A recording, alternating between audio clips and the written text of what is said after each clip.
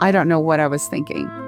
Painting this portrait was the scariest part of this entire project, but I'm going to take a chance and we'll see how it goes. Welcome back to my channel. I'm so excited to see you back. I'm really excited to bring you this final part in this video series. But wait, didn't I promise you 4? Well, I decided to condense the last 2 into 1 because I really wanted to get you everything that you've really been waiting for. Today we're going to cover hand lettering, some wings, gold NMM, and a female portrait. It was a really fun project to do. I really took some chances and learned some new techniques, tried some new things. And I hope you learn as much from it as I did, including the mistakes I've made, and we'll cover those. But before I get into the project, I just want to ask you really quick before I forget and before you forget to like, subscribe, and share this with anybody you think who might actually like to see some of this as well. So let's get painting. All right, so hand lettering is not so hard as long as you keep a few key points in mind. First one is make sure you're using really thin paints. It's easier to correct paints that are light in color as opposed to something really dark. So rather than going with a really dark brown black, I'm going with a diluted version of that so that it can be easily corrected. Also start from the center out. Place your center letter, then each of the end letters, and fill in between. And once you get your spacing correct, go ahead and darken all your letters again with more of the same glaze consistency. Each layer will get darker and darker. Correct any mistakes with your base layer color. Once I got all of my letters placed beautifully, I realized I had painted this thing upside down. So, because everyone loves a little bit of rework, that's what I've got to do.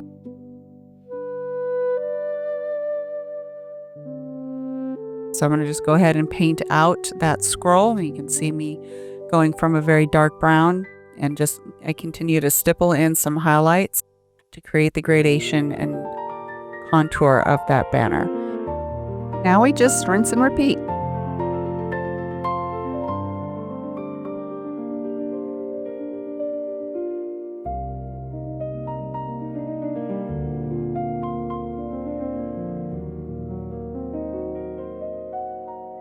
One last tip for hand lettering is you're not writing.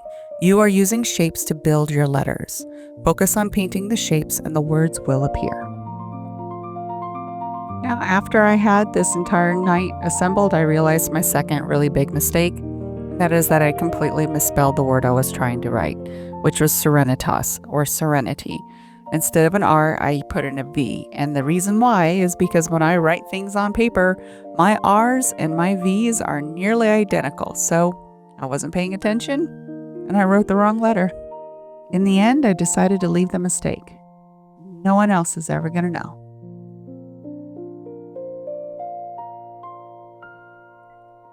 As I start to block in the background for the wing on this one panel, I start to wonder to myself, why in the world I decided to paint all of the roses and the leaves before even looking at the wings. And I remembered that I wanted to start with things that I knew I could easily accomplish. In hindsight, of course, I should have started with the wings first because they are behind the roses and then painted the roses on top. Lessons learned.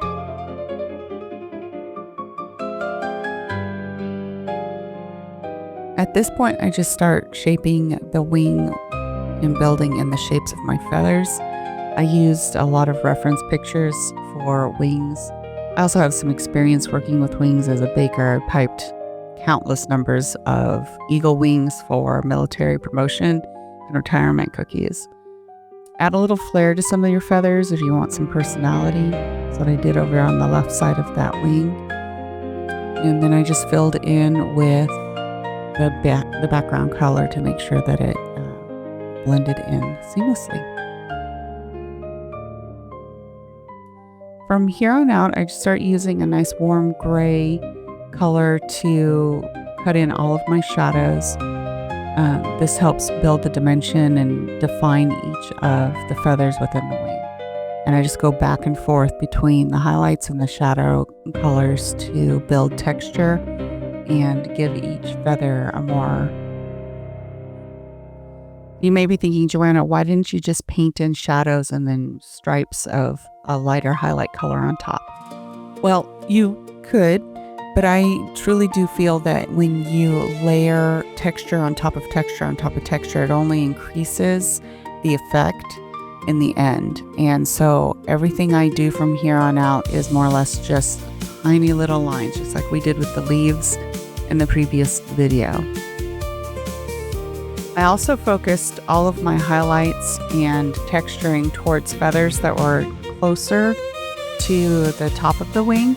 Most of the feathers that fall deeper down into the shadow and behind the leaves, you're not going to be able to see any of the texture. So doing all of that extra texturing work down in there is really not going to give you much of benefit and results. So just focus on the ones that you can really see out in front. Your brain will fill in that texture for any of the leaves that fall down deep below. Just keep going back and forth, light and dark, until you get to a point where you really feel that your feathers and your wings are looking the way you want. Remember that light colors will always dry a little darker, and dark colors will dry just a little lighter. So don't get too scared if you put down a color and it's a little too dark. Let it dry, see where it is, and then readjust after.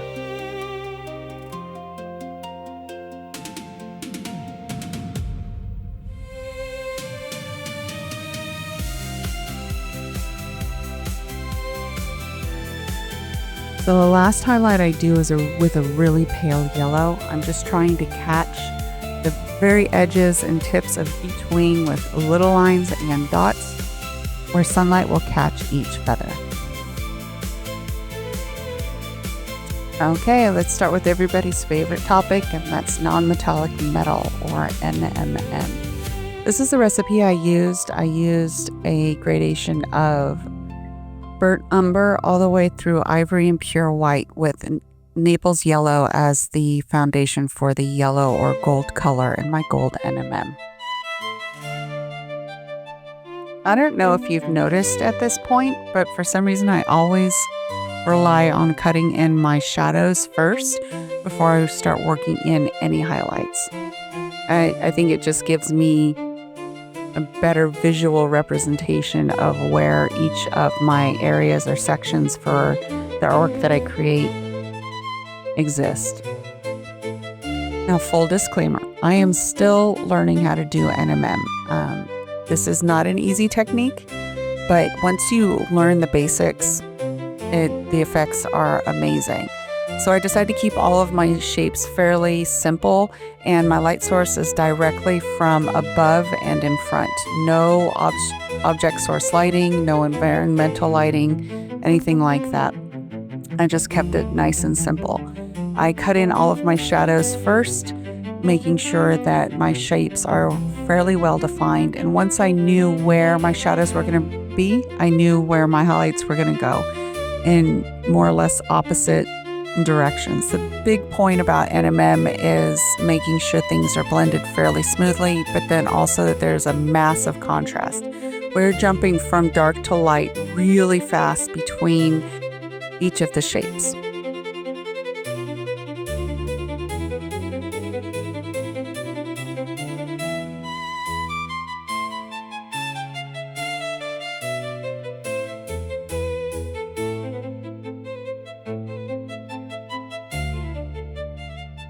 I think the best way to get nice smooth blends for your NMM effects is to work with glaze consistency paints. Glazes help you to build your colors very slowly, and it gives you a lot of control, and it makes each of the transitions between your light and dark much smoother. As you keep working between your light and dark and building up those contrasts, everything's going to look off. It's just the way NMM works. It's going to look like you're just painting something that's kind of a brownish yellow with regular highlights. And it's not until you get to the very last steps where you cut in some very dark shadows up against the light areas And then you take some of your brightest highlight colors and really start to work in the brightest highlights that you're really going to see the NMM come to life. Take all of those really sharp edges and make sure you give them a real crisp line of a highlight. Each edge of anything metallic is going to catch light the most. And so those are the areas you want to have the brightest, crispest lines you can possibly get.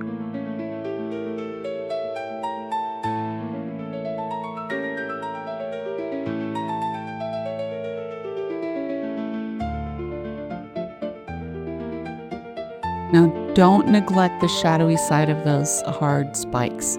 They are going to receive a little bit of a highlight from the ambient light and reflective surfaces of adjacent areas. Just keep it a little more subtle and don't push it as far as you do on the bright sides. Now you can stop right there, or you can do what I like to do, which is glaze in a yellow glaze over the top to really sell that shiny gold effect. This took me about 2 different coats to do. Again, work very thin, very translucent, and you will have all the control that you need and stop when you're happy. Remember that NMM takes practice, but before you know it, you'll start looking at your finished results and thinking, I'm on the right track here. Now we're on to the scariest part of this whole project. I was really intimidated by this face, so I decided to do some things to make it a little easier on myself. I decided I'm not going to paint eyes this time. I'm just going to focus on some of the other elements that really sell the Art Nouveau style. So I cover the eyes with a blindfold. It's like Schrodinger's cat. Maybe they exist, maybe they don't. It's mysterious and dramatic. For the hair, I'm keeping the strands very thick and very organic. I'm using exactly the same techniques that I used for the Art Nouveau scroll work on the other panels for this night. At this point, I'm just creating the general shape of the head and all of the hair. I'm not worried about which strands are going in front of others or behind. It's just creating a map for future work.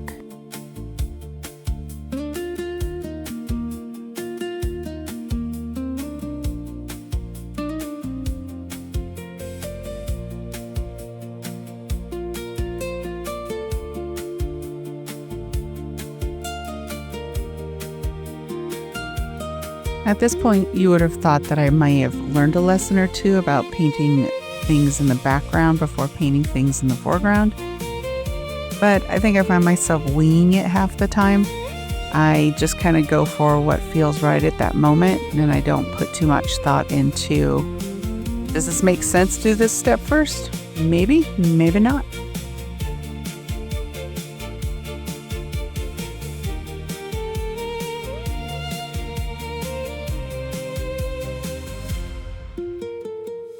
The last thing I do before moving on to finishing the face is just mapping out the gold jewelry-like crown or halo that surrounds this portrait.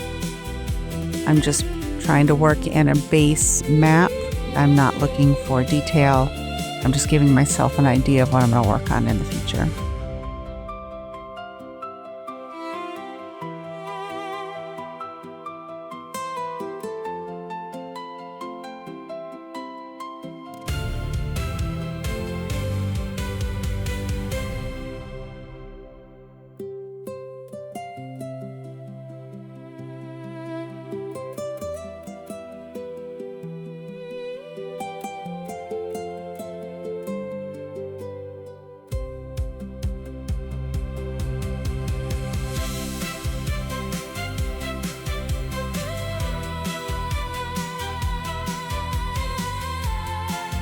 Just like the hair, I'm not worried about which elements are going in front or behind the other. This is just a background. This is just the foundation for all of the gold NMM that's going to happen afterwards.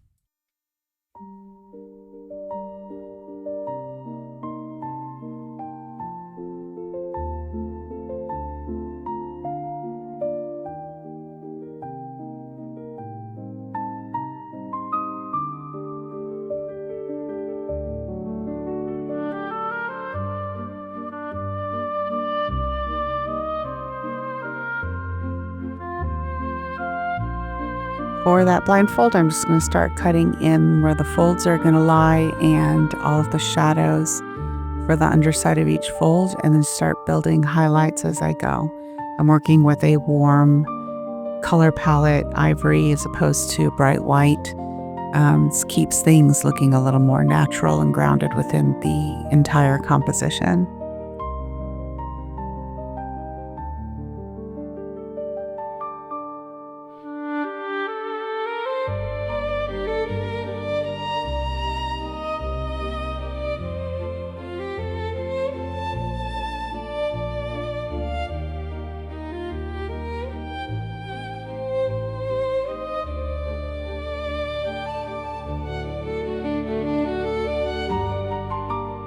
All right, time to bite the bullet and face my fear. The first pass at this jawline was not exactly what I wanted it to be, but with adding in shadows and things, I eventually correct it into a shape that is much more appealing. I love using shadows to carve and sculpt the shapes that I paint. It just feels natural to me. If you like working with highlights first, then go ahead and do that. I think in total I used about 3 different reference pieces to create the image that I was looking to paint on this mini.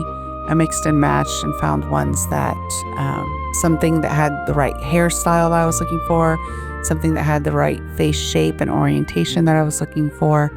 This way I could build something unique, but had plenty of reference to fall back on as I painted.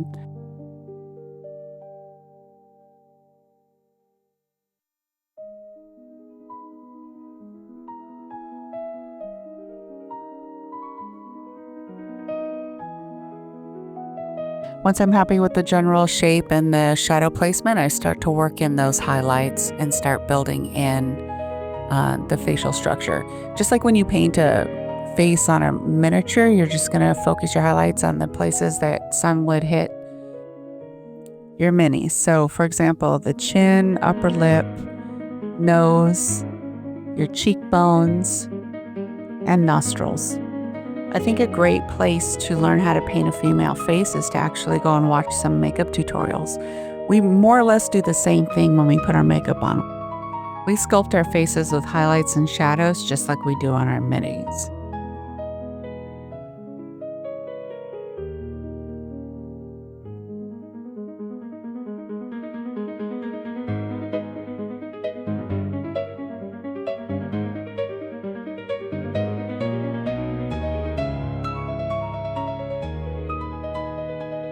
In the end, don't forget to glaze in a little bit of magenta on the cheeks and onto the nose to give your female portrait a little life.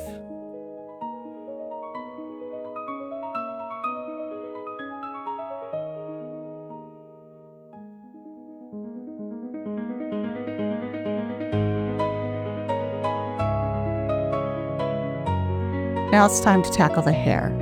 I keep adding ivory to my burnt umber base color. I use broad strokes to carve in large folds, clumps, and curls of hair. This will build volume and shape and movement. I am not painting individual strands at this point. Now is when I get to decide where the hair falls, which strands go in front and which strands go in back.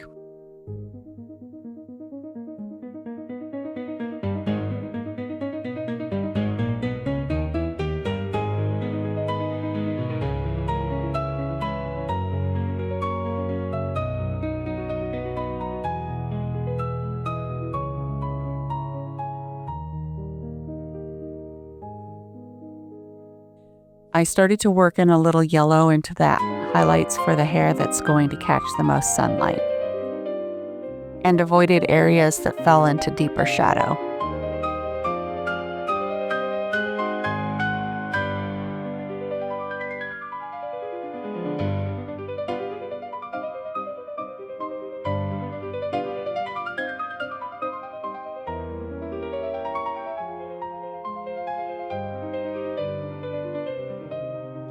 Now it's time to add those fine strands and make this really look like hair. I just used the brightest highlight color that I used for the larger clumps adding just a little more yellow. I also make sure that I grab some strands that are hiding deeper in the shadow. Just don't make them as bright as the brightest strands on the brightest areas of your hair.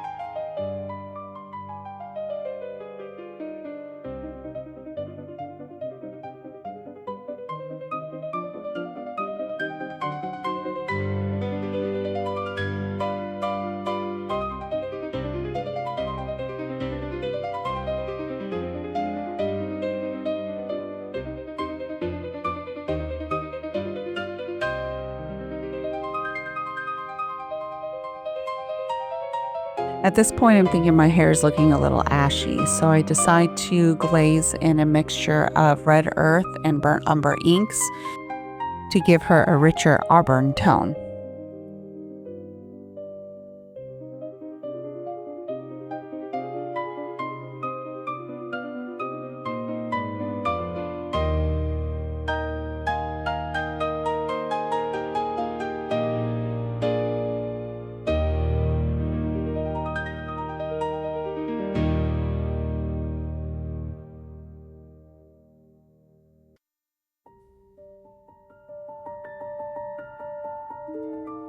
Now it's time for this jewelry like halo. It's more or less the same thing we did as the crown before. We're just looking for punchy highlights and really deep shadows. I get to decide which curls go in front, which curls go in back. If you need help figuring out how to achieve this effect, find some pictures of gold filigree jewelry to help you make those decisions.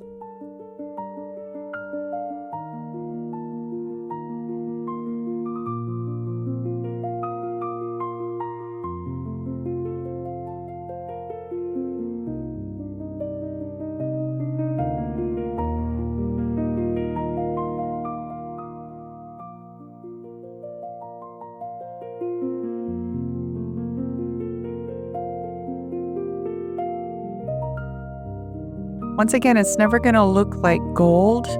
It's going to look a lot like a bowl of spaghetti, but keep pushing those highlights on the high points and really hit things with a really bright contrast of a highlight or shiny point and darken up the shadows really deep. And before you know it, it's going to start to look like gold jewelry.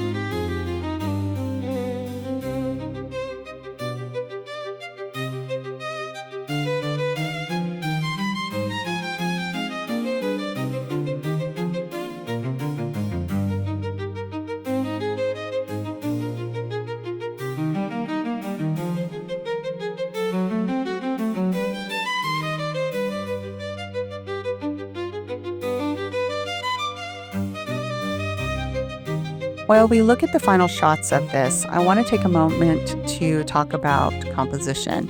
Whether you're doing a full piece like this where you've got artwork on all the panels, whether you're doing just a single standalone panel where you want to create a centerpiece for your wargaming army, including things like chapter insignias or faction motifs, there's a few things I want you to consider. First, use visual elements at least 3 times in strategic places to pull the eye around the whole piece. For example, the skulls, wings, solid gold crowns, and gold fleur-de-lis all appear at least 3 times on this piece. I also use pops of red from the roses to pull everything together and kind of keep a cohesive theme throughout the whole figure. Also, scroll work for this piece both frames each panel along with helping to direct your gaze towards focal points. The exception, of course, is the portrait panel. She only appears once. This makes her a little more important compared to the rest of the elements that are on this piece. She also does not include the yellow-green scroll work that appears everywhere else, but the gold filigree crown fills the same design theme and also frames the portrait at the same time. Lastly, I also recommend that you incorporate things like negative space into your design. This helps to fill a couple of roles. Number one is it gives your eye a place to rest. Wall-to-wall imagery that doesn't have any break in it can be a little overwhelming sometimes, and negative space allows your eye to take a break. It also does the same thing as framing. It helps to redirect your eye to places that are filled with images and gives them more importance. Well, there we go. Our Art Nouveau night is finished. I finished painting all of the freehand and I had a blast doing it, and I really surprised myself with the results. I definitely learned a few lessons this time around. First of all, being scared of making mistakes is only going to stop you from painting, so throw that away. Sometimes you just gotta wing it. Wink, wink. Throwing caution to the wind can really help you just push past that fear. And you might be surprised at the things you discover along the way. And that's kind of what happened to me. I was really scared about painting that female portrait, but I pushed through it and I got it done. And I learned along the way that you just got to break it down into little steps, step by step, and you'll see the progress and make adjustments and you'll be fine. If you enjoyed any of this, please remember to like, subscribe, and share with anybody that you feel would love to see this as well. I've really had a lot of fun doing this and sharing this with you guys, and I have a lot more projects to share with you in the future. So subscribe and get notifications for when those next projects will hit. Thanks so much for coming by, and I hope to see you again. Bye.